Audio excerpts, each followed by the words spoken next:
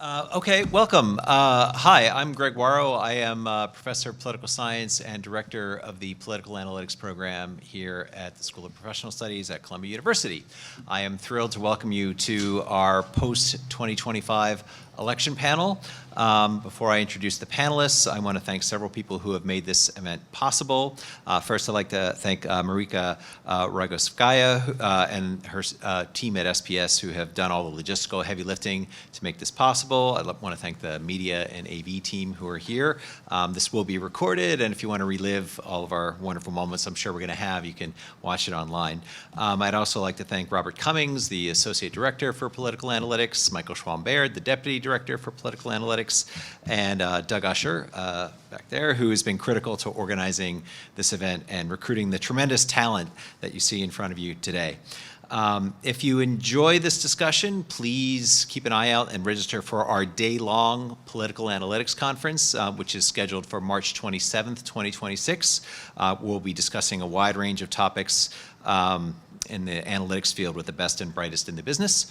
And if you really enjoy this discussion and are interested in applying for the program, please reach out to me or Michael or Robert. We can provide you with some information about more information about the program and how to apply. Okay, so without further ado, I am thrilled to introduce our panel here. This really is a blue chip panel. First to my left is Jackie Burns, who is a New Jersey political operative and communication expert. No stranger to tough races. Jackie has helped lead Governor-elect Mikey Sherrill to her historic 14-point victory in the 2025 New Jersey governor's race, overseeing an expansive portfolio, including the campaign's communications, research, and digital departments. Full disclosure, I am a resident of the Garden State. Not only that, I reside in Representative Sherrill's district. In fact, I reside in the town, same town as Mikey Sherrill. But I will not let that bias my questions and responses on the panel today. Next to my left is Morris Katz, who is an ad maker and political strategist who hates status quo politics and loves long shots, never backing away from a tough fight. He was the lead media strategist on Zoran Mamdani's campaign for mayor of New York City, helping orchestrate the strategy and making the ads that turned a state assemblyman into a national progressive leader and soon to be the leader of the greatest city on the planet. Last but not least, a great friend of the program, Bradley Honan, is the CEO and president of the Honan Strategy Group, a strategic public opinion research and data analytics company. Bradley is a recognized and widely quoted expert in leveraging public opinion polling data and digital analytics for strategic planning purposes. He has served as a consultant and advisor at the highest levels of government in the U.S. and abroad. So welcome to you all. I can't thank you enough for being here. This was a very interesting, exciting election season. I don't try to use not the term exciting, overuse the term exciting, but lots of great stuff to talk about. So to kick us off, though, what I'd like to ask about is, it has to do with overinterpretation of election outcomes. I think there's a tendency to overinterpret election outcomes, imputing meaning for why voters cast their ballots in the ways that they did, and extrapolating to make possibly unsupported inferences about implications for larger political dynamics. So in light of the 2025 election outcomes, in what ways were the outcomes of the 2024 elections, the previous cycle, overinterpreted or misinterpreted? And do you see ways that the 2025 elections have resulted in flawed interpretations and extrapolations in terms of knee-jerk reactions in the immediate wake of the election? And how can analytics help us avoid these kinds of misinterpretations? So I'll open it up for anybody who wants to. You're closest, so why don't you go first? Hi, everybody. I would say that one of the big things is, one of the tendencies in politics is to treat every cycle as, oh, we must learn everything and take everything forward into the next cycle. So for 2025, I think that translated into what the lessons were for 24. You're going to have extremely depressed turnout. You're going to have a fractured Democratic coalition that we're not going to get back. That Democrats have lost young voters, that Democrats have lost Black and Latino voters, and that we need to take that at face value and have depressed turnout. I think that one of the lessons from our campaign was in New Jersey, you run scared or run unopposed, and because we were not running unopposed in a six-way primary or in a very competitive general election, we treated that we have to go out and get every voter and not take any of those things for granted, that we need to go communicate with all of these communities that they're not lost forever, but they need to hear from candidates an authentic message around the issues that they care about, and that can actually drive turnout around a message and a messenger that's compelling. I absolutely agree, and I think that there was also post-2024, and this shocked me in the New York City mayoral Democratic primary, was I felt like you had a lot of campaigns that reacted in such a way where you would have thought that they were getting ready to run for like U.S. Senate in Pennsylvania. And seeing the kind of punditry, the embrace of a kind of class of punditry that wanted the party to react by throwing trans people under the bus, or by like talking about being tougher on the border, and seeing that make its way into a Democratic primary in New York City was just baffling. Like none of these people are running to be governor of Texas. They were running to win a primary in a New York City Democratic electorate. And I think what Zoran identified, the campaign we ran, was laser focused on something that was accurate, not just in, I think, a part of Trump's win, but also any race you were looking at is a deep frustration with the status quo and a deep frustration with income inequality. And by laser focusing on that and kind of rejecting this broader identity crisis the consultant class and the political class was dealing with around social issues and whatever else, we're able to kind of meet this moment, whereas you saw, and again, this does not apply everywhere, but in that specific race, you saw so many people run away from the very things that a lot of Democrats in New York City proudly identify as part of why they're a Democrat. Greg, thank you for putting this panel together, and thank you, everybody, for your interest in this, because I think it's a really important discussion we're having today, and hopefully you can all get inspired by some of the things that we're talking about today. There's a line that history doesn't repeat itself, but it sure does rhyme, which would, I guess, be my first answer to your question. And then I think the other part of that is just simply the old axiom, Tip O'Neill, Congressman, ultimately Speaker from Massachusetts, all politics is local. And so we tend to perhaps overinterpret these off-year elections, Virginia, New Jersey, New York City, and I think there are some important parallels. New York City's a little bit different, not a lot of New York cities around the country. Virginia, very over-indexed number of government workers who've been going 50-some days without pay. New Jersey is a pretty traditionally blue state. It ran very hard to the Republicans over the last couple of years, and that cycle's now been reversed. But in terms of, I think, what you just heard from these two people before me, that's right. I think we're entering a period of electoral volatility, which is perhaps the new normal. Groups that are not staying tied to one political party. I think we heard a lot about non-college educated Latino men in particular in New Jersey, and whether they were going to stay as part of the Republican-Trump coalition. Morris knows all about the insurgent rise of young voters and how important they were to Zoran's candidacy. But I think one of the things that's pretty consistent is a concern about affordability and fear and anger and maybe even grievance politics that I don't see going away for the next 2 to 4 years. Great. Thank you for those insights. Picking up on this theme of electoral volatility, it seems like we're one of those periods in American history where there's shifting coalitions, there's discussion of realignment and those kinds of things.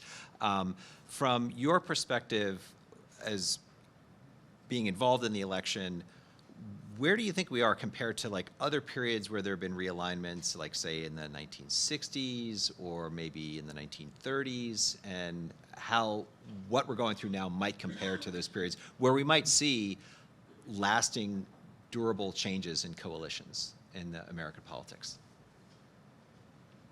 Ooh, these are tough questions here. I'm not sweating. answering that first. Someone else better. Greg, it's a very good question, and Greg's had me a couple of times speaking about misinformation and disinformation, and I'm told if I come to any more panels, I might have to start paying tuition here. But my answer to that is that I think we are going through a profoundly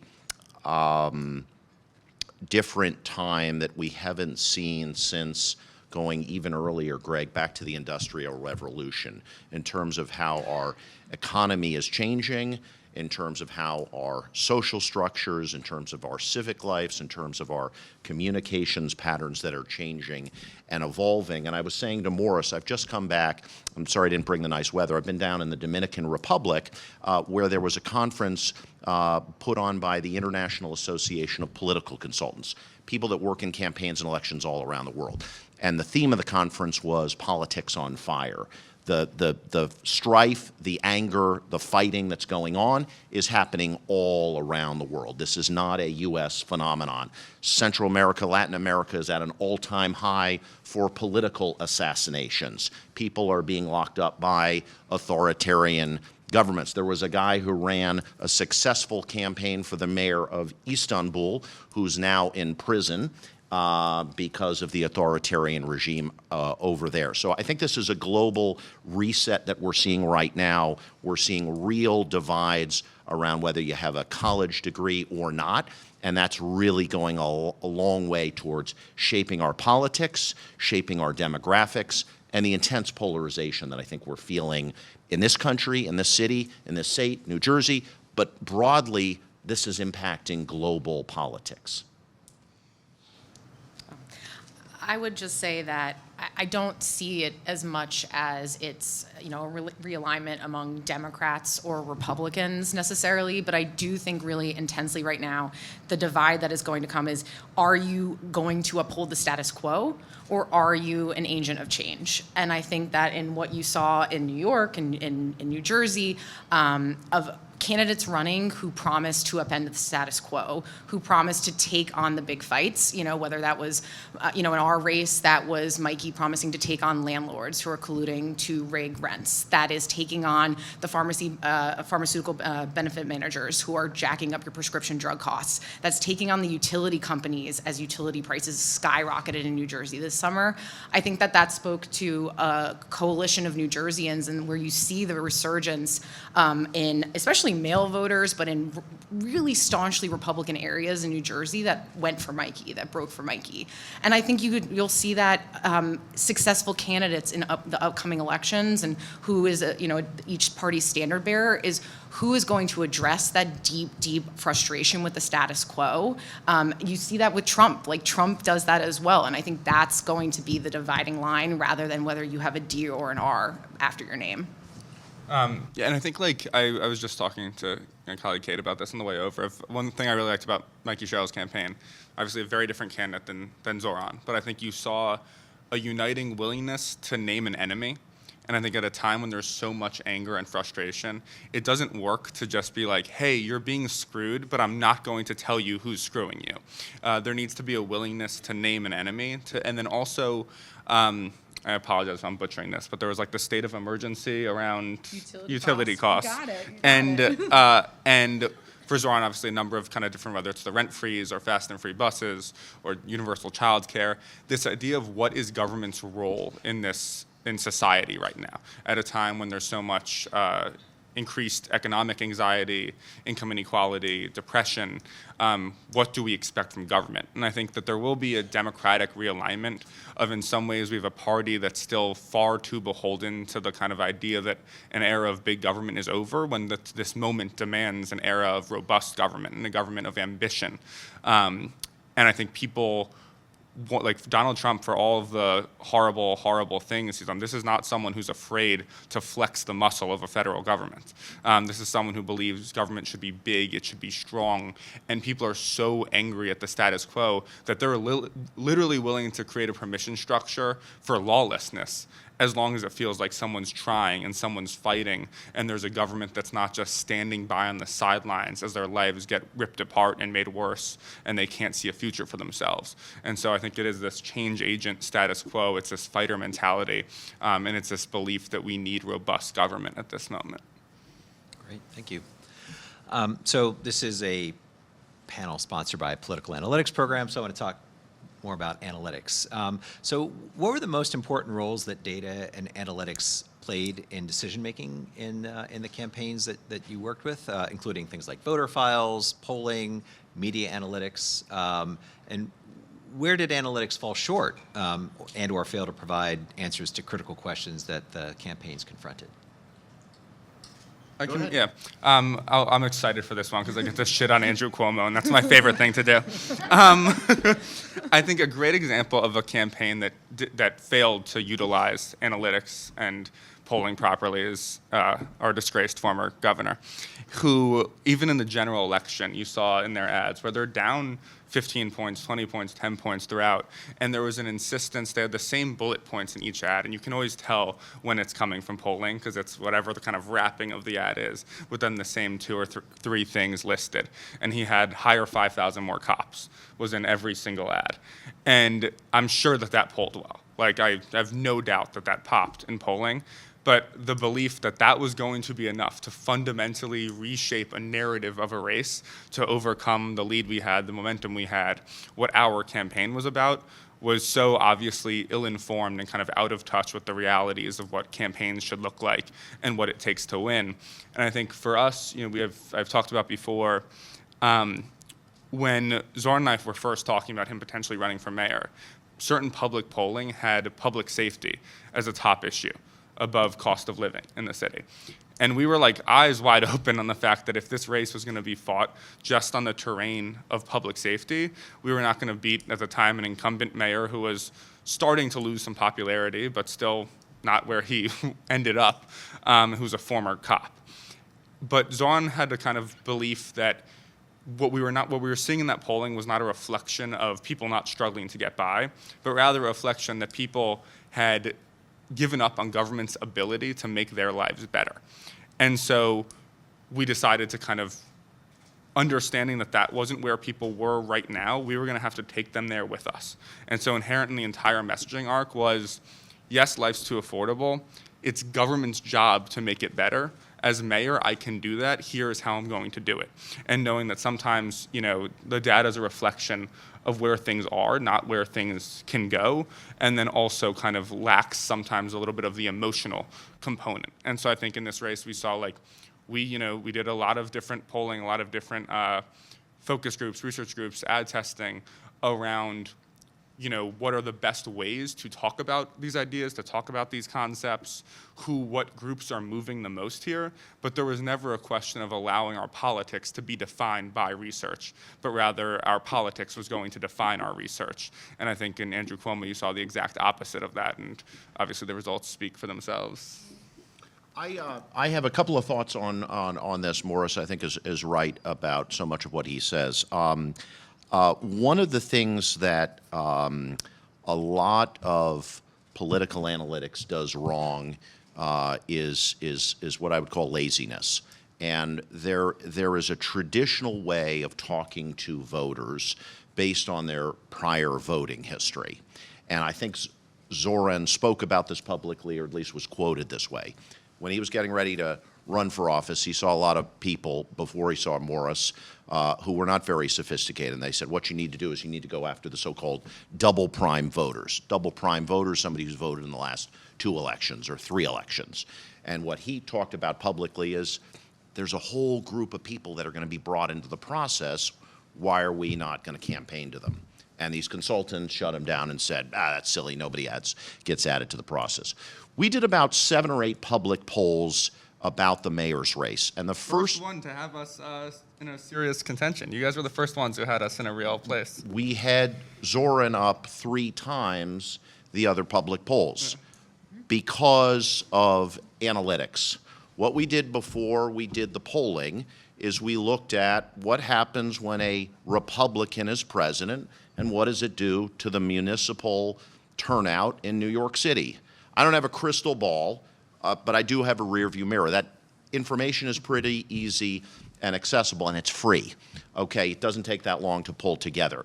When a president is named Trump, he turbocharges and puts that trend on steroids. So what we knew was there was going to be a giant surge in the electorate that was going to be different than who typically voted, demographically, geographically, ideologically, and politically. And so we polled those people as a large part of our sample. We got criticized, saying, are we working for Zorn? We weren't. We kept showing him very, very high because of a central analytics decision that we made about what does this voting population mean. A lot of the polling in New Jersey looked at a very different composition of the electorate and said, boy, this thing is a 1-point race, a 2-point race, a 3-point race. And when you looked at their sampling, it didn't really reflect who was going to turn out. There was an Atlas Intel poll showing the race was Talk about the Atlas Intel poll. very, very close. The composition of the sampling, we are so far in the weeds, I apologize, but they showed in their polling about 50% of voters were going to be Democratic. It's more like 70%. So if you change some basic arithmetic, it can throw the poll in one direction or others. There are not enough people holding the polling organizations accountable for these huge errors, which creates what I would call horse race journalism, which is, oh my gosh, it's neck and neck. Oh my gosh, it's neck and in fact, it's not. The other thing that I want to mention is that I think there is a really important part of analytics, which again, we need more bright people involved in, which is what I think you guys did very well, is called message consistency. Outside of the bubble that we live in, most people are not paying attention to politics. They don't enjoy policy. They try and stay away from it. We're tracking right now that people are going through every day more than the height of the Statue of Liberty on their phones. So you've got to have a very crisp elevator pitch, and people are making their decisions. And I think these campaigns are very good examples of finding a couple of issues, leaning into them really hard, and finding creative ways to illustrate why their candidates are campaigning on those issues. And that comes from a very intensive focus around analytics in terms of the ad testing, in terms of evaluating who's going to turn out. And I would say right now that there is a dearth of people with those kinds of backgrounds that excel at precisely these kinds of practices, which I think delivered two important victories here. Yeah, I think one of the main things in my mind on the analytics piece is, in our race in particular, is how unique a candidate Mikey Sherrill is, and how much that informed how we looked at the data and how we looked at polling. Mikey is someone who, from her very first race in 2018, united a coalition of Democrats, independents, unaffiliateds in New Jersey, and Republicans. Mikey consistently gets about 20% of Republicans in all of her congressional races. She flipped a district that Donald Trump had won 2 years prior in 2016. And so when we looked internally at the pieces of our coalition, it was clear that if we had a candidate that could speak authentically on issues that united broad groups of people that, again, didn't have a D or an R, but really about that quality of life, that could drive something that wasn't getting picked up in the polling when you are sampling the electorate three ways. Just for everybody's awareness here, the Atlas Intel poll we're talking about here, that was, a day or two before the election, had it, a 1-point race and had Jack Ciattarelli winning black voters 60-40. Kamala Harris won black voters in New Jersey 85%. When she won by 6 points. No other poll had that, and every reporter, I don't know how many, I've got some of my team here, I don't know how many reporters reached out to us reporting that poll out, but that next layer so when we're talking about analytics, going to that next layer, looking at, and we don't want to have crosstab mania, but looking at those things, does this make sense actually for turnout? Is this actually projecting the turnout of election, which is hard? Does this represent what an electorate could look like? And then are you actually sampling, are you actually thinking about a candidate specifically, someone like Mikey, who has traditionally gotten this broad coalition between Democrat, unaffiliated, and Republican, and that was a failure in New Jersey. Let's remember Atlas Intel. Don't trust them. We hate Atlas Intel. Accountability for Atlas Intel. Yeah, justice for New Jersey. What they do, so there are a couple of basic barriers. You have to be registered to vote in order to cast a ballot, right? This sounds very pedestrian. The only way that you can verify that is you go, to Greg's point, to the voter file. When you go out, there are what are called socially desirable voters. Morris, are you registered to vote? Of course I am. Morris, are you going to vote? Never missed one in my life. Okay, there are a lot of people that are not registered to vote that don't actually turn out to vote. And so what Atlas Intel does is they ask these questions that are fishing for these so-called socially desirable answers. And so they get a population of voters that in one case isn't representing the composition of the electorate in New York City, or makes these assumptions that are beyond preposterous in the case of New Jersey. Okay, so we beat Atlas Intel into the ground. That's what I came here to Were there other mission accomplished? Okay, so in terms of general poll reporting, and that constitutes a lot of political reporting in an election season. I mean, what were your thoughts more generally? This poll aside, it's what a lot of people consume, those who are following the races closely enough. Did you feel like there were polls out there apart from Atlas that were like, yeah, okay, we think they're getting it right. It comports with what we're seeing with our internal polls, or is there anything that said, well, wait a minute, that doesn't comport with what we're seeing internally, and so maybe we need to take another look at this. Maybe we need to adjust our strategy. Did anything like that happen at all during the campaign season? So I'll say that we never had a poll that had Mikey down or within a point or two on this race. There were also polls, as we talked about the poll outfit that shall not be named again. There were also polls in the final week of this election that had Mikey up 12 points, 10 points. Mm-hmm. They were ignored. I will tell you, though, one thing that I was monitoring, and I know our team was monitoring, is that there were consecutive Fox News polls that had Mikey up, but more importantly, that had Mikey winning on taxes, utilities, and the cost of living, which New Jersey has the highest taxes in the country, property taxes in the country. You can attest to it. For a Democrat in New Jersey to be winning on taxes in a Fox News poll, that's when my team will tell you I don't believe anything in terms of rumors, polls, or good news.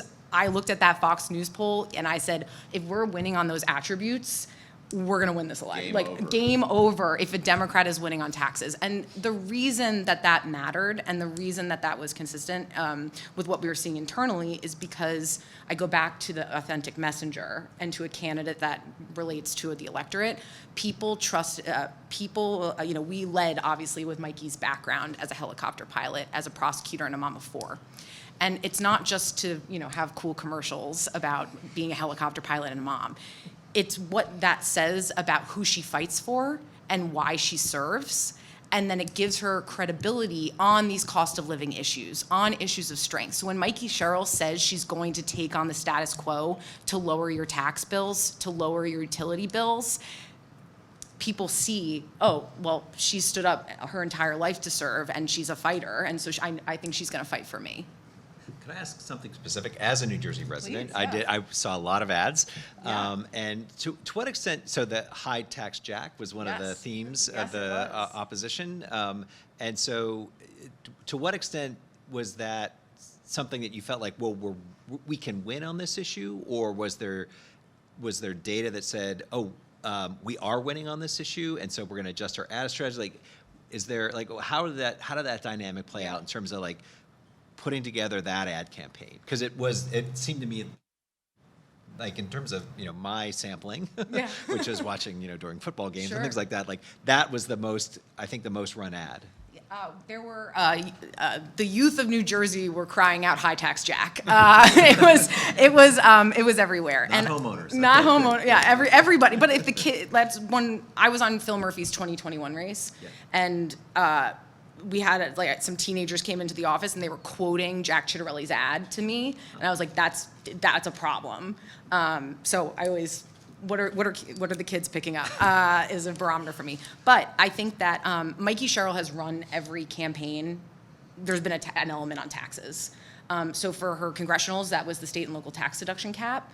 And so Mikey has always, again, we're kind of not a typical Democrat. We run on taxes and lowering taxes. And so that's been part of her brand since the very beginning, whether it was the state and local tax deduction, taking it to Jay Weber in her 2018 race, or to Jack, who, I will quote the ad, raised taxes at every level of government he's ever served in.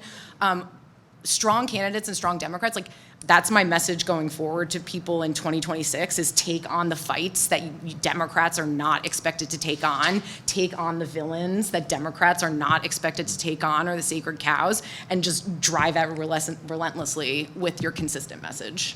So that was part of the strategy from the very beginning. From the jump. And so were there focus groups? Were there, like, to determine, like, is this strategy, how well is this strategy going to work? Or do you just think, like, it's been successful for us in the past, worked in NJ11, it's going to work statewide? It's cost of living and property taxes are always a #1 issue in New Jersey. So the data back that up from the very beginning. And to be able to define Jack Chitterelli on taxes was not the fight they were ready, I think, to have, because they didn't have that fight in 21. They did have that fight in 17 against Kim Guadagno, and Jack lost that primary against Kim, and who also labeled him High Tax Jack. So, my tip of my hat to Kim Guadagno's campaign. You can, reuse, recycle, Yeah, right? yeah, It's yeah. very environmentally conscious.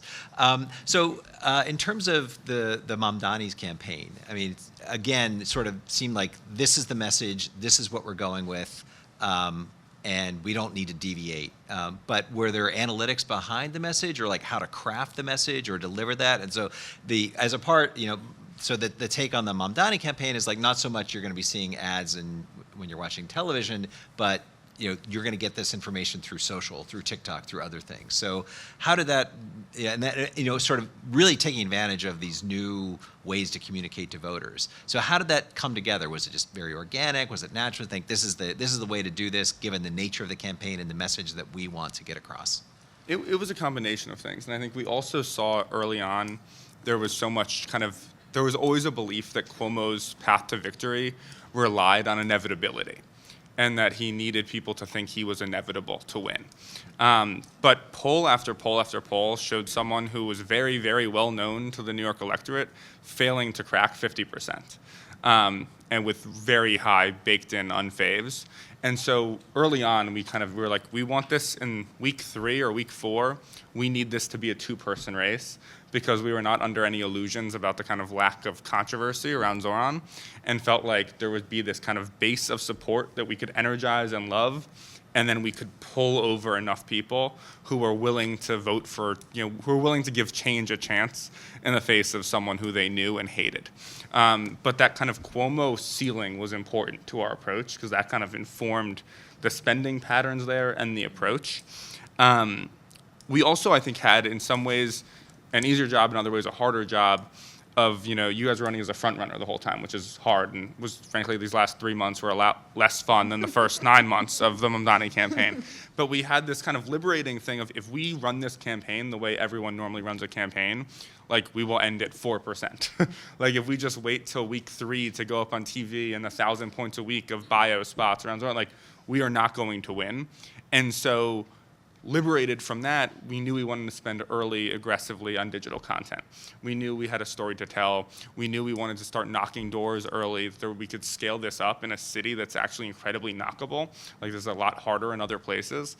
The visibility components of that, et cetera. On the polling front, and I think this is where, like, again, we'd look at what specifically was popping about affordability, but there were a lot of moments in our polling where we would try, test a bunch of messages, and the best message would be a Trump message. Or, like, there are a few things in kind of the Trump era that I think always pop in polls and sometimes can be misleading.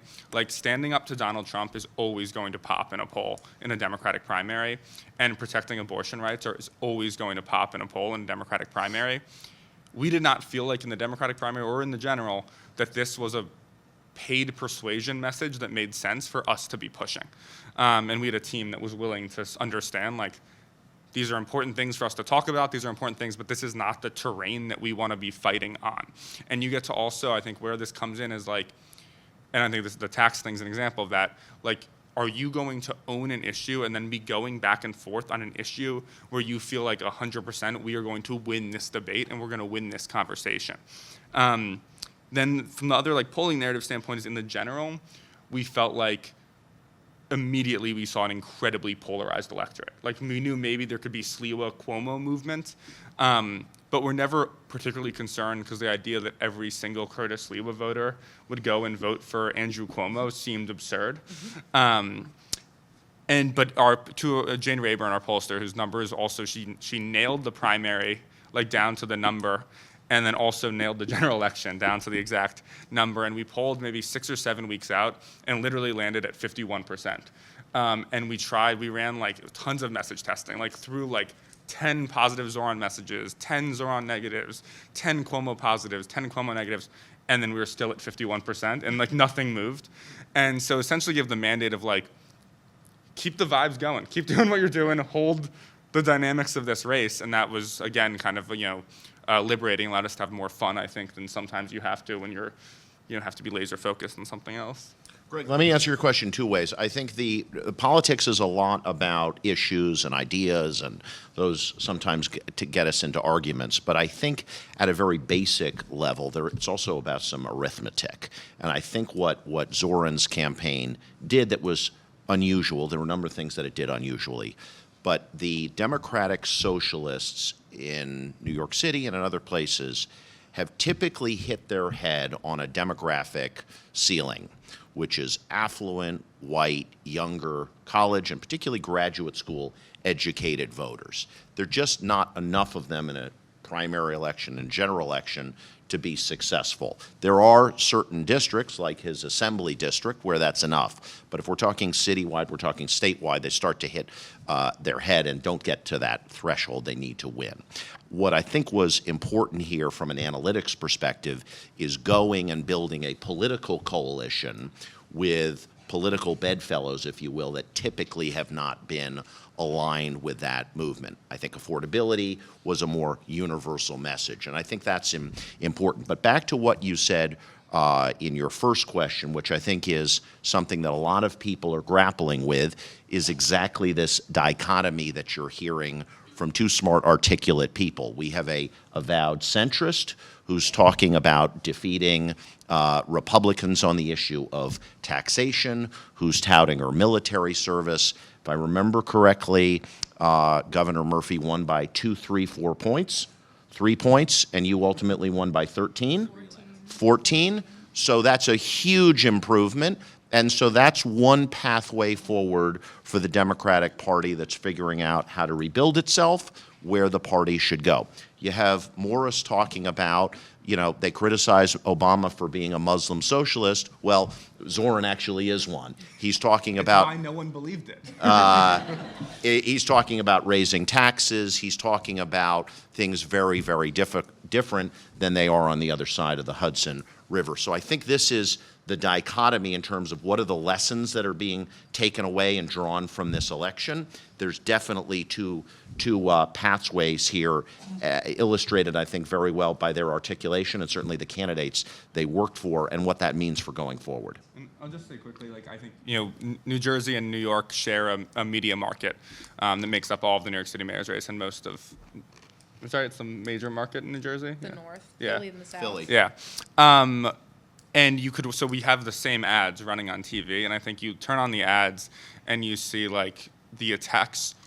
It was a rare moment of feeling like the Democratic Party, for as broad a tent as it was, had a far more unified vision and message for the future than the Republican Party, and I'm counting Cuomo as a Republican here, but of stamping jihadist over Zoran's name, or talking about defund, or tax hikes, kind of this aimless focus versus two very different candidates, but laser focused on naming villains, on bringing down costs, and on real plans to do that. And I think that kind of can be a nice path forward.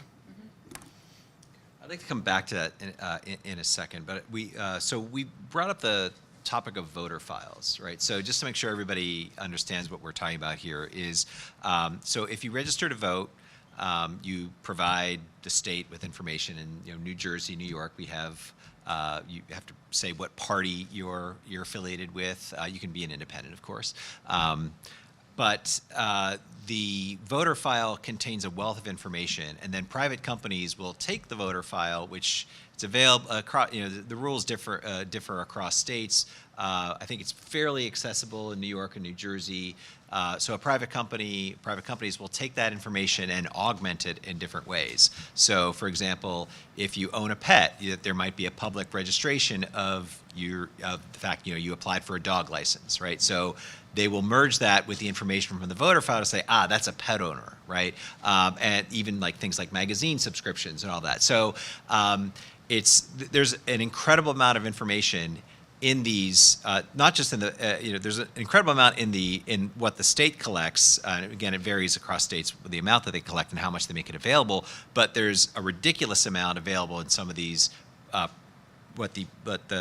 augmented voter files are out there. So this has become, my understanding is, more and more a central part of how you design your strategy, about how you do any sort of corrections, about how you do your polling. Could you talk more about how the voter files are being used now? And it seems like there's been much more reliance on voter files in recent campaigns, given the fact that there's a lot more information available now, and it's digitized and a lot easier to wrangle. Could you talk more about the centrality of voter files to the way that campaigns have worked, and especially with regard to designing strategy and voter outreach?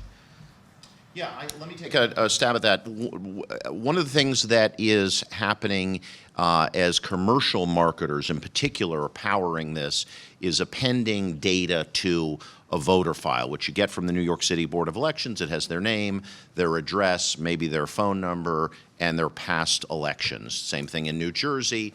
Some states don't have party registration. Some people don't fill out their party. There's a group in New York City and New Jersey called blanks. They don't register with a party, so they can't participate in primaries.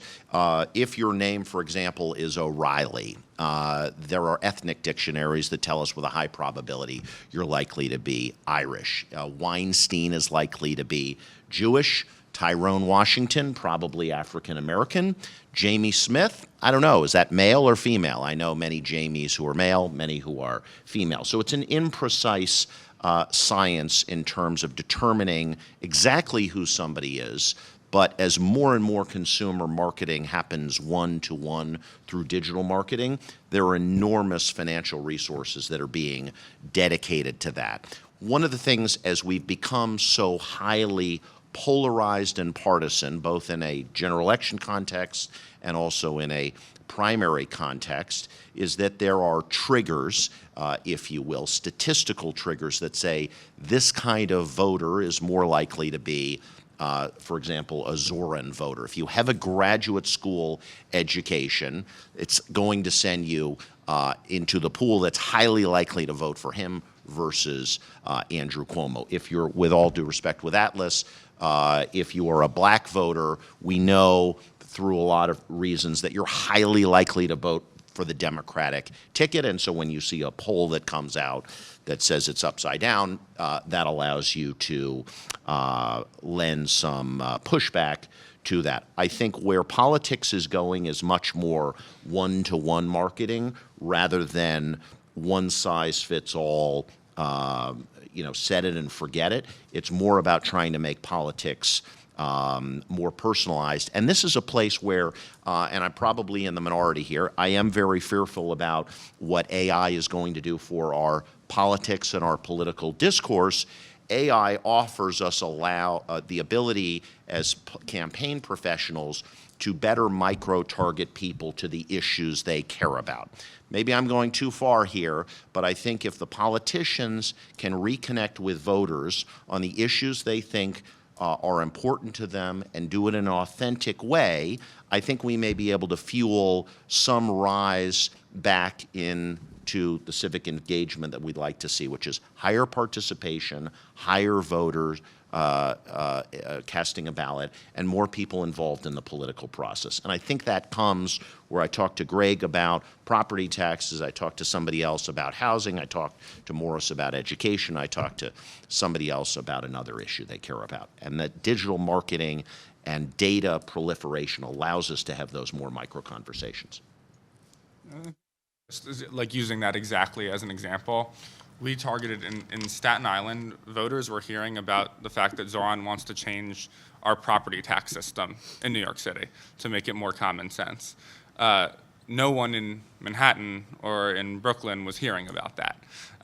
And I think at this point with where, and again, it's imperfect, but with what exists with the potential of one-to-one voter file match digital targeting, it's really almost lazy to not be using that as your digital strategy.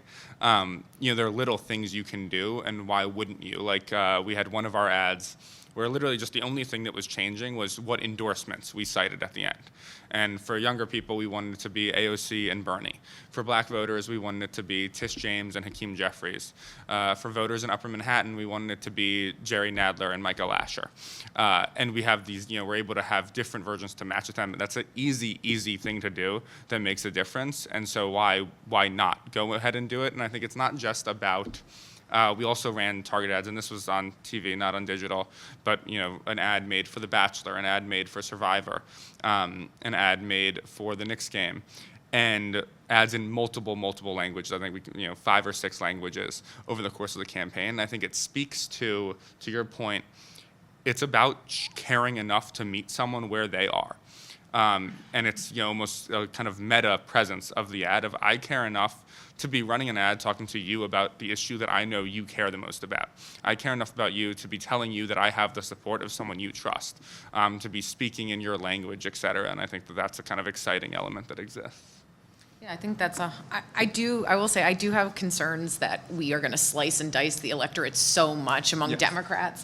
But I think I 100% agree. But this is more of a post-2024, we're all into doing randomized controlled trials and testing everything over and over again, model of democratic politics. But I do think that what you're saying, Morris, is spot on. And on our campaign, one of the an example for everybody is one of the issues I don't think we talk about enough, but that's really important to Mikey as a mom is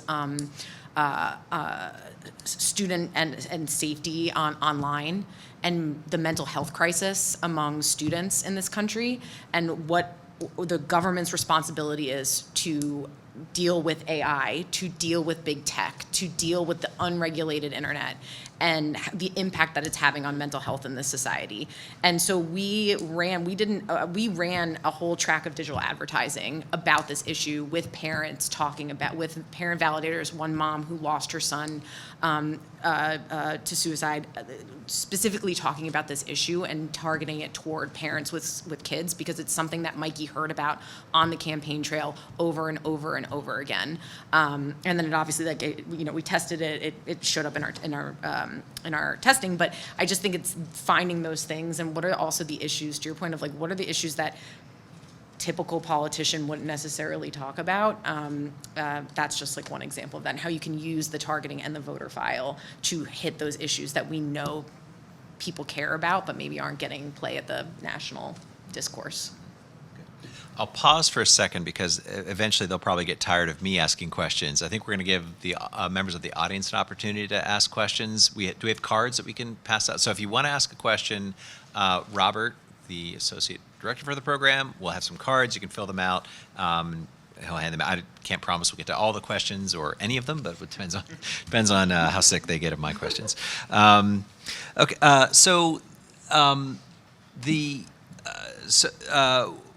One of the things that has become a big part of campaigns and elections is outside spending, dark money. To what extent did that play a role in the campaigns? Whether outside groups are running ads in favor of your candidate or in opposition to your candidate? Was there ways that you needed to adjust? You're not supposed to be coordinating with them, obviously, but how did that come into play in terms of like the decisions that you had to make at different points when you saw what the opposition or groups that you were not coordinating with were doing? I'll say in New York, we have our public financing, which is awesome, but also then caps us in what we're able, like it's an interesting kind of side point is people talk about public financing helps Zoran. Public financing actually hurts Zoran.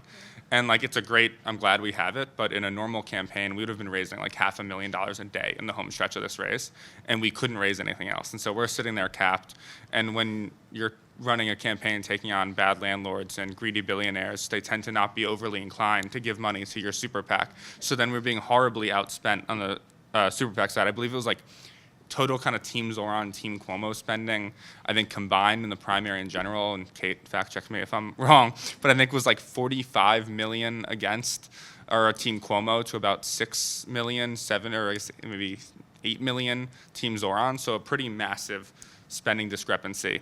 One thing on is I will say, like I feel pride as a New Yorker that we were able to kind of, as a city, reject what I think was a very vile Islamophobic general election campaign from Cuomo and his allies.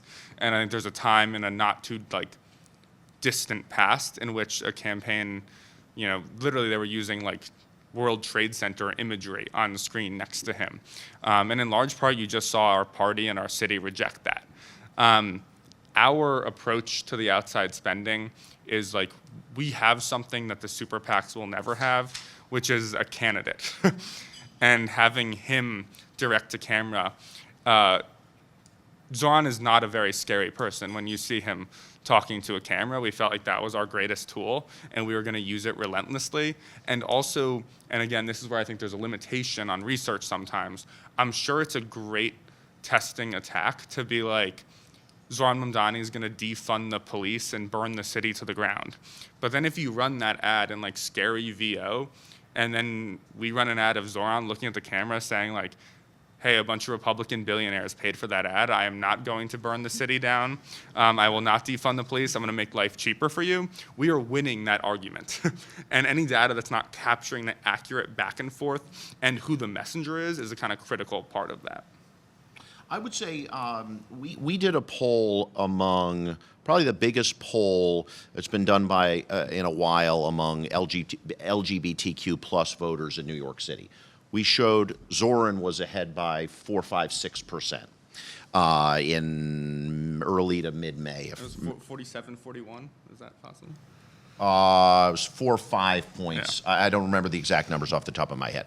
That would be a place where, given the constraints that Morris just described of running a campaign, a subject matter expertise of a super PAC could play a role there. We also did another poll that showed it was, you know, one of the hot issues was what Morris just described. We showed basically a toss-up with Jewish voters.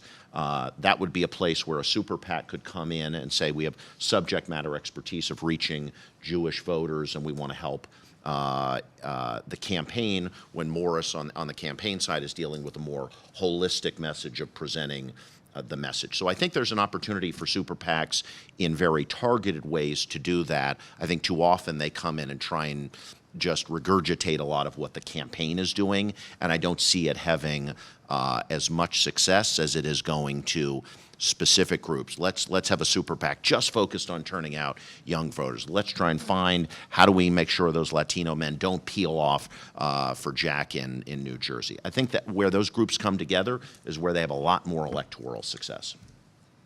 It's a similar story in New Jersey in terms of the public financing system. So we had a publicly financed capped race that was set up decades ago that does not take into account modern campaigning. That I think was same point, could have raised a lot more money for this effort, and similar story here of like the magnetism of our candidate and having our candidate communicate our message. So the campaign itself carried the positive message. on our earned side, so our comms team, our digital team, our research team, they obviously laid into Jack hourly basis, I would say. But in terms of the paid, we remain positive, and the outside groups really carried the negative on Jack. So that those high tax Jack ads were from the outside. But unless and until, I think public financing, we should have more of that. But unless and until we deal with Citizens United and just the unregulated flow of money in our politics, like, we're not going to be able to. So there is this weird tension right now between let's have publicly financed campaigns, but then how much money does that push toward the outside? And I think that's something that's unbalanced right now. We filed maybe like the flimsiest legal challenge ever to the board in New York. We were like, guys, this is not what it was meant to look like. They have $30 million.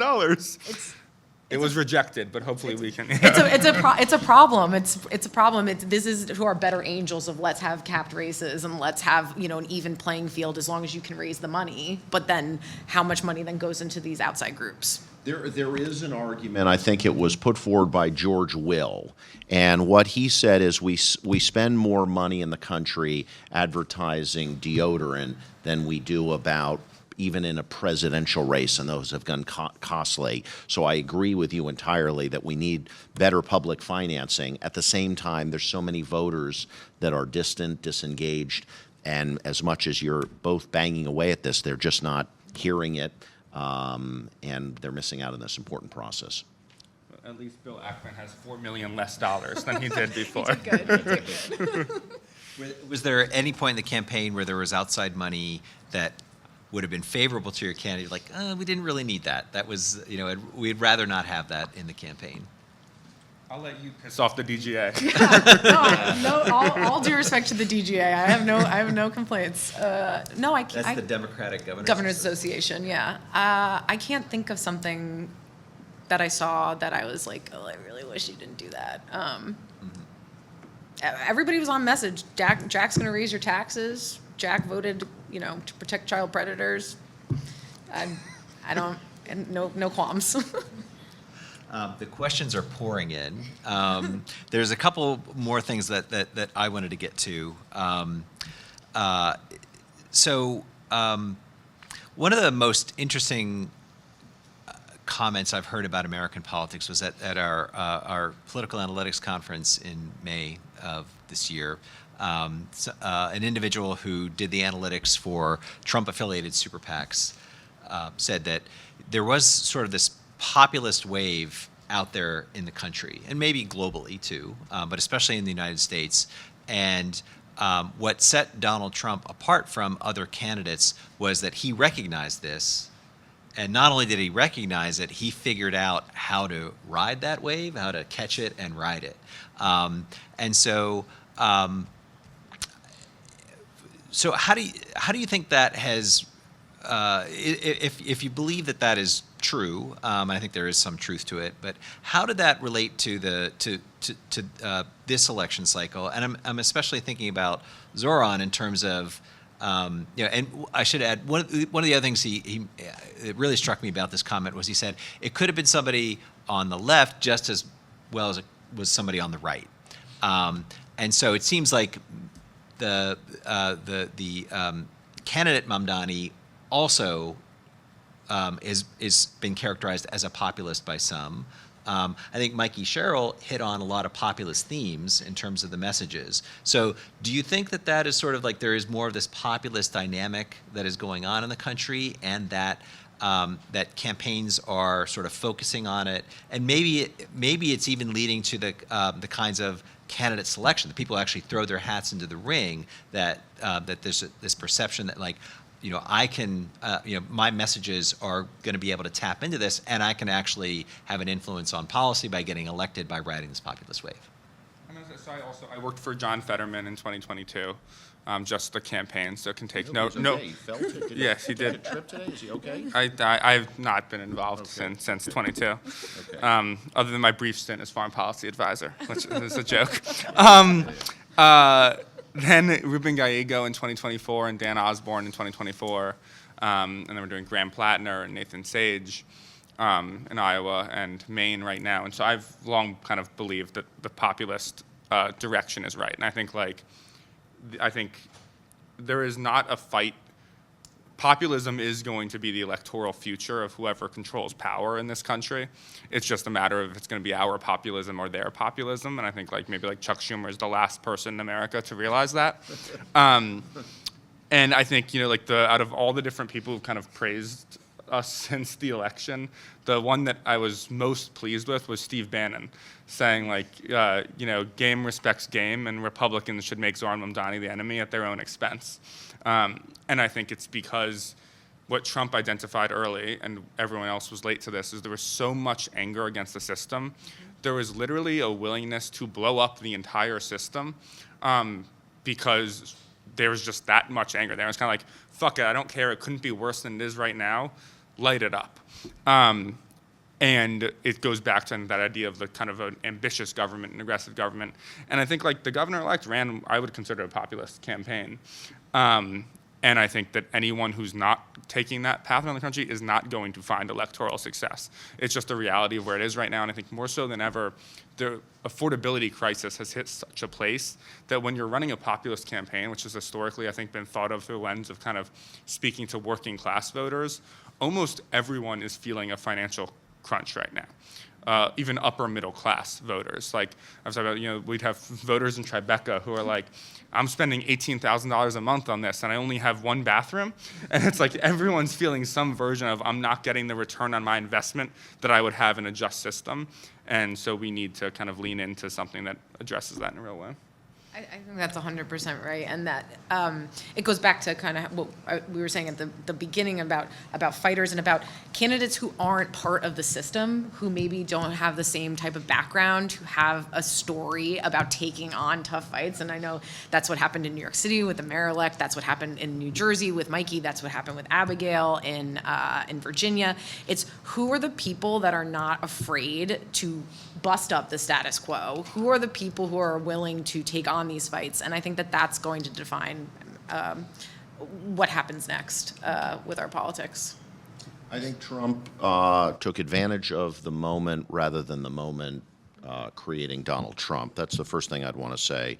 I think the second thing is that the question of how do we address utility costs or in income inequality, affordability, are really complicated. We could debate this each one of these all night here in this room. Voters don't have a particularly high policy IQ, and I don't mean that in any demeaning way, but what they have a very, very sophisticated radar for is a bullshit detector. And so putting populism on somebody who's not a populist, they can smell through that right away very, very quickly. I didn't go to Columbia, and maybe if I did, I'd think about this maybe better. I thought the political spectrum was a linear line left to right, and there's a strong argument that that's actually more of a horseshoe, right? Donald Trump and Bernie Sanders are maybe a little bit closer. The last thing I wanted to say on this is one of the reasons and the ways that we're getting at this, a lot of campaigns, and I think you touched on this, Morris, are very consultant class driven from Washington, D.C., people that don't necessarily have their boots on the ground where the election's taking place and say, I think the message in Iowa's 3rd congressional district should be this, said somebody from their office suite in Georgetown. Here's one of the ways that we think that we're trying to get at it. What we are doing qualitatively is we are bringing together strong partisans. So I'm going to pick on Morris for a second and say, Morris, I do a focus group with people like Morris who are very favorable towards Harris, and I say to Morris, come here tomorrow night. I'm going to pay you $75 to come in my focus group, and I'm going to have a room full of undecided voters. And every person, this is our little deal, every person that he persuades over to vote for Harris, I'm going to give you $75. $75 for showing up, and I'm going to incentivize him. She's in the group an hour before with Trump partisans. And I say to her, please come back tomorrow night. I'm going to pay you $75 to talk to these undecided voters. And for everyone you win over, you're going to get $75. And we bring in people.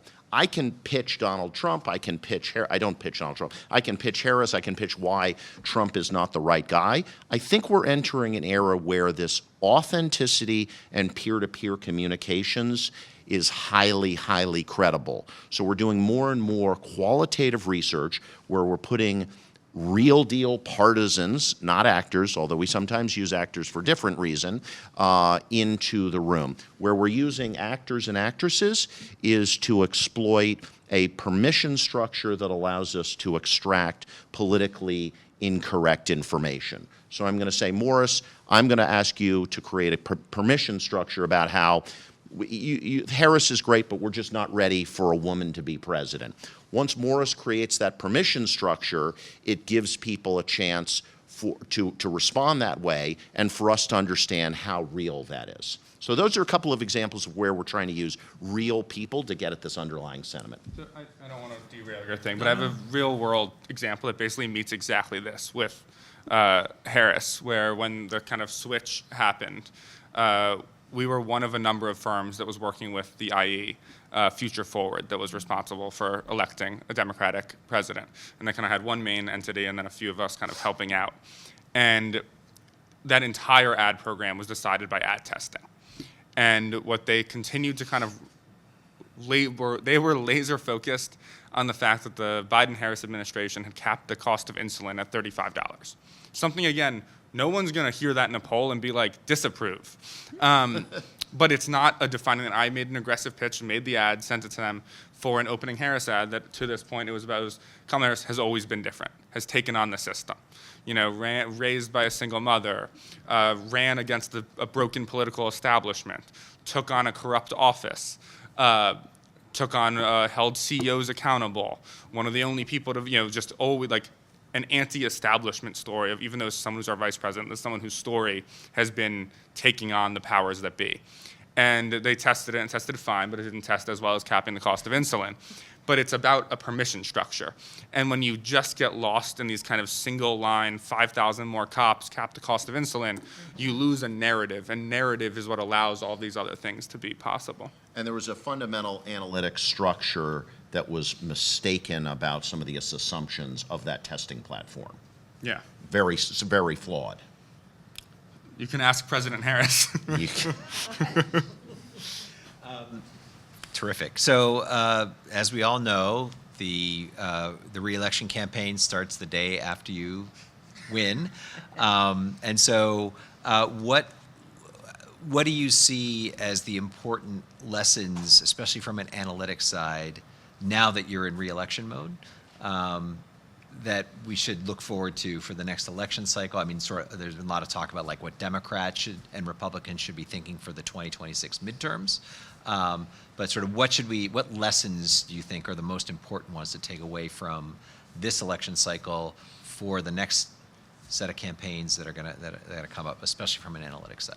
Yeah, I think that at least from our end in New Jersey, from what we saw with the polling, is that we need to contend with how we're going to talk about the electorate and turnout in the 26 midterms and not benchmarking it against the 2024 presidential or the 2022 midterms, and actually looking at the special elections that have been going on across the country, the 2025 races, and how that's going to be closer. And when polls are coming out with horse races, how are we looking at different turnout scenarios is something I would love to see. Is like, this is the number in a turnout scenario of X. This is the number. These are the numbers of the horse race in the turnout scenario Y.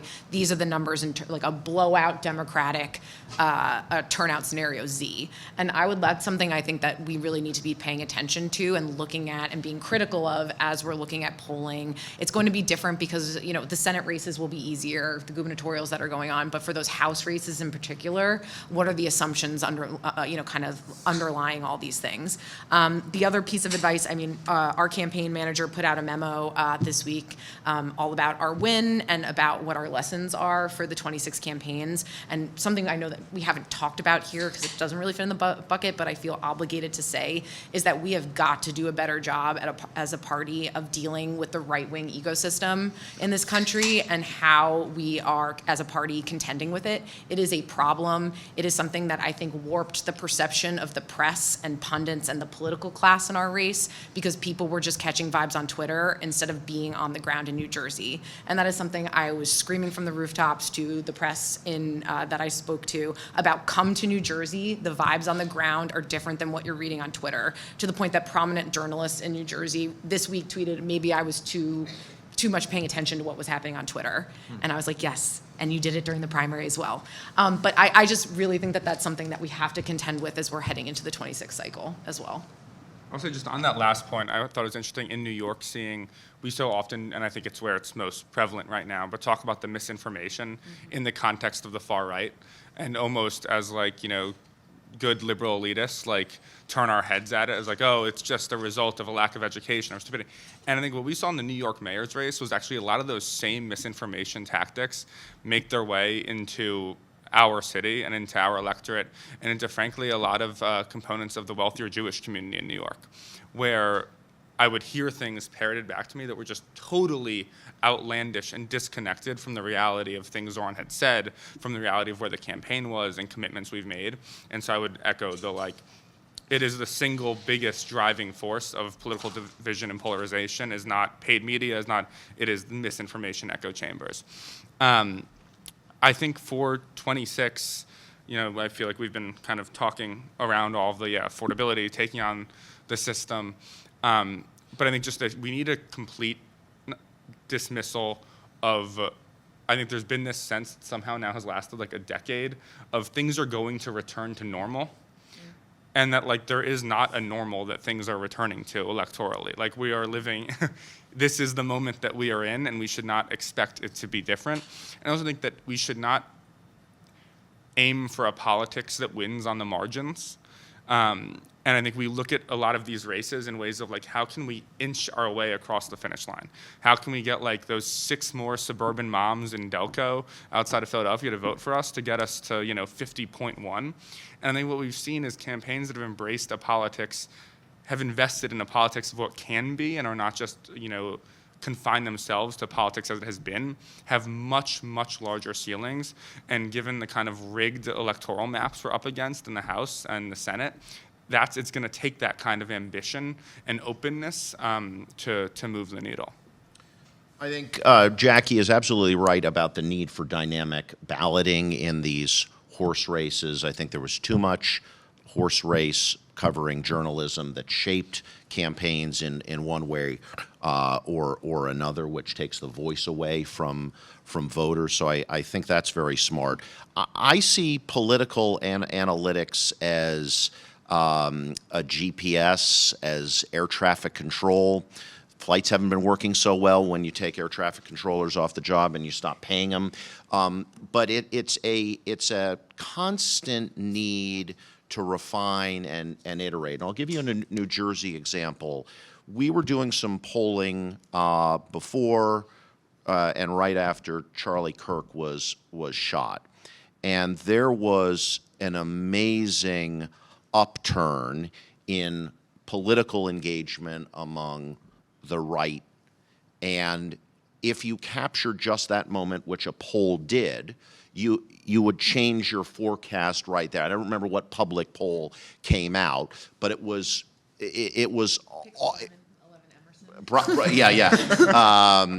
Not that anybody. Not that I know. Not that I. And so they sort of baked that very, now it went up very sharply, hockey stick sort of a graph, and then it subsided relatively quickly. But that snapshot in time was taken when the macro construction of the composition of the electorate was out of balance. So I'm imploring people to do more of this work and have it more constant. I think that the challenge, Morris, in what you're describing is there is a whole lot of, I guess, dark money or not so dark money that has created a very polarized system in most of the country where if you say more government in swingy areas, the work of the Heritage Foundation, there's many organizations that have spent many years and probably billions of dollars conditioning a lot of voters to be fearful. And it's why a candidate on the Democratic side has to go and try and take taxes off the table. So I'm concerned about, I'd love to see us get to 70%, 80%, but there's been really a project since the 70s to discredit government, and we're going to have a really, really tough time, even with a higher turnout, I think, on the Democratic side this year. I'm optimistic, but I'm cautious, and going into next year, into the presidential election, because so much of the country is just frozen, will not listen to us, will not have rational conversations and arguments and dialogues. And that, to me, is a profoundly significant problem and pox, if you will, or cancer on our body politics. I think that's right. But I think one thing that, and I'm curious, thought of like how I think one thing that we haven't figured out how we can plug analytics into is we've seeded kind of any kind of emotional arguments. And to me, when I talk about government role, it's like, we can talk about things in the sense of like, you deserve to be able to take your family on a vacation every year. You deserve to not have to be stressed out about if you're going to be able to afford to put gifts under the Christmas tree. You deserve to work a week that gives you enough that then on the weekends you can focus on the Little League game. And we've seeded, there's a direct tie to me between government role and values, family values, joy, happiness, a life you can enjoy. And those are things that are incredibly hard to pull and to grapple. And we've also seeded those to the right. And I think grappling those back helps to kind of redefine the way people interact with government. We talk about this all the time in terms of the vision for the administration of like, we want you to feel the hand of government in your life every single day. When you wake up and get on a bus that's fast and free, on a street that's been plowed, where the trash has been picked up on time, when you call 311 and there's a pickup within 15 seconds, you should feel the hand of government making things a little bit easier because life is hard enough without it. And those are really hard arguments to pull, but I think a kind of broader vision we can communicate with. Even in places like New Jersey, we take that just slightly differently, is just government should work for working people, Yes. is what we would always say. And Mikey talks about this relentlessly of like, you should be able to get an appointment at the Motor Vehicle Commission, and you should be able to not wait a month. New Jersey has the worst wait time right now for real ID in the country. I don't know if you've tried to, I tried to make an appointment last week, it did not go well. But that is how, it's not, for us, it was not about the hand of government, but it was about like, how is government just getting basics right? Yes. That like, which breeds the mistrust and the cynicism, is like, how can we get back to a point of like good government, which is something that I think Mikey just deeply, deeply cares about as someone who has served her entire life. We're running out of time, unfortunately. I just wanted to follow this up. So there was an assumption behind my question, and I think Morris, you hit on this, is like, we're not going to revert back to a normal. There is some concern that things are really not going to get normal, and we won't have the kind of free and fair elections that we've enjoyed, for the past several decades throughout all parts of the country. There's been a lot of discussion about redistricting in Texas and California, and maybe going beyond that in terms of local election officials being unduly influenced in certain ways. How much of that is a concern going forward for 2026 and beyond? It's definitely a concern. I mean, we would be stupid not to be worried about it, for sure. I think that, though, what I've seen, at least what we saw with Utah, what we see with California, is like Trump and the Republicans here have unleashed something that I think can quite easily blow up in their faces in terms of if they want to have the partisan redistricting battle. Okay, let's have the redistricting battle. What I'm really hopeful about is that Democrats so far, led by Governor Newsom, led by others, is that we're not saying, oh my God, don't upset the status quo. Like, this is not how our country's supposed to operate. Like, pearl clutching attitude of Democrats to uphold these traditions in America because they're traditions. And I used to work at the House of Representatives. I consider myself an institutionalist, but I'm so glad that we're actually taking the fight in these places on these issues and not just kind of pearl clutching about institutionalism for institutionalism's sake. And I think that's what it's going to take with these partisan redistricting battles, because there are no, like, we can't just be the defending of the status quo and order and the way things are, especially if the Republicans aren't going to. So it is a concern, and we need to be vigilant about it. But I do like that, to see folks around the country who are taking the fight on this stuff. Hopefully, in Virginia with our new governor, who's to say in New Jersey. So yeah. No, I think that's right. I think, like, yeah, we'd be stupid to not take Trump seriously when he talks about these things. I also think, like, Trump is a gifted politician. He knows what's popular. He knows what's not popular. When he does things that are unpopular, he does them as quietly as humanly possible in confusing ways. I think he does not have a mandate to end elections in the United States.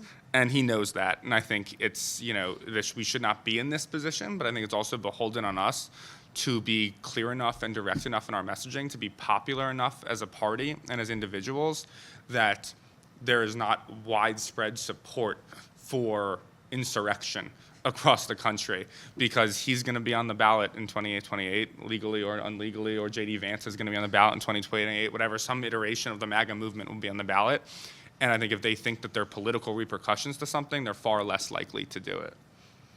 I think that there are terribly corrosive forces at play that are undermining people's confidence in our democracy, in our American way of life, reaching and achieving what I think you were describing in terms of the middle class dream. I've worked on 3 presidential campaigns, Clinton, and Bloomberg, some of the largest spent campaigns in U.S. Senate and governor. At the end of the day, the average swing voter, the average persuadable voter, can name 1, 2, or 3 things about a candidate. And what I saw in 2024 was way too much of Harris leaning into this idea that Trump was a fascist, that he was going to destroy democracy, and that's a lot of our messaging right now out of the Democratic Party. People are interested in kitchen table economics. It's the economy, stupid. There's a reason that comes back to us, and we hear about it a lot. So I'm very, very concerned about everything that we just talked about in terms of a front-of-house message about what does the Democratic brand stand for, what are these various candidates going to do. I don't think it should be litigating democracy. All of those voters, literally all of them, are going to vote for whoever is the Democratic nominee. Don't worry about that. They're in the 10. The question is, how do we reach these people in the middle, who I think both of you said, and it's just, I've met dozens and dozens, probably hundreds of them. Some of them voted for Obama, then they voted for Trump, then they voted for Biden, and then they went back. Those people exist. I've touched them. I've talked to them. I've heard from them. And they want the status quo turned upside down and burning down Washington, or in this case, destroying the East Wing. It says something is going to be different, and it may give me some hope that maybe the government, to your point, is going to be finally responsive and work for me. So we're basically at time. I'm sorry that we didn't get to more of your questions. I will say that we did actually answer them. There's even one here about populism, and anticipated your comment about Steve Bannon. Please join me in thanking our panelists. This has been incredibly insightful. I've learned a lot. I hope you have too. I can't thank you enough for being here and sharing your knowledge and insights. This has been tremendous. So please. Thank you.